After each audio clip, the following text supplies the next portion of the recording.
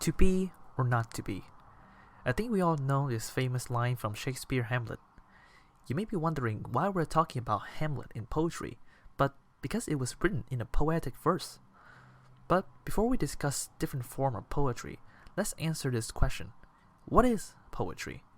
Poetry is a literary work in which the expression of feelings and ideas are given intensity by the use of distinctive style and rhythm. The word poetry comes from the Greek word poiesis, which means to make.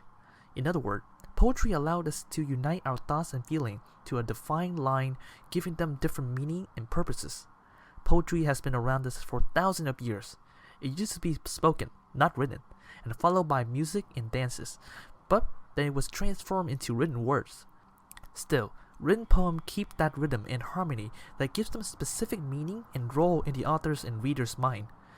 Before writing your poem, it's important to understand its specifics. While our favorite novels are written in sentence and paragraph without rhythm, poetry is like a song, melodic, rhythmic, and written in lines, stimulating our emotion and thoughts by connecting and using carefully chosen words. Poems have always had an important cultural role. In ancient Greece, the main subject of poems were war and peace, politics, but also gods, death, and love. In Japan, on the other hand, poems have an important role in expressing one's emotion, and also a declaration of love to the people closest to you. That is why the content, meaning, and the main idea of poem differ from culture to culture, but also from person to person. But why though? Because you all have different attitudes, characters, writing style, and the way of giving meaning to certain words. Each of us carry a culture inside ourselves, and your poem is a reflection of that culture. The poem, as a special creative expression, is a reflection of how we see the world transformed into words and metaphors. Metaphors are a way we express how we see the world we live in.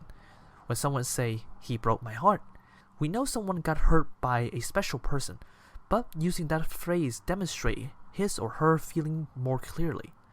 It's quite similar to poem, but the meaning is much harder to interpret. Why?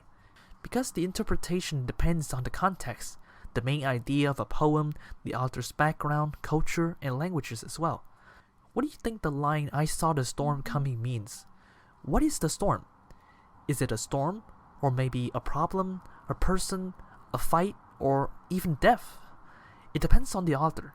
The term storms reflect both the subject and the feeling of the author towards it. While writing a poem, think about your subject and the emotion and attitudes you have towards it. Write down the word and try to find the metaphor that can best describe them. Be creative and think outside the box. Poem is a reflection of your perspective on a certain situation, people, cultures, or ideas. It's a way of communicating your thoughts and emotion to your reader. While writing, ask yourself, what does this mean to me? And write whatever's come to mind.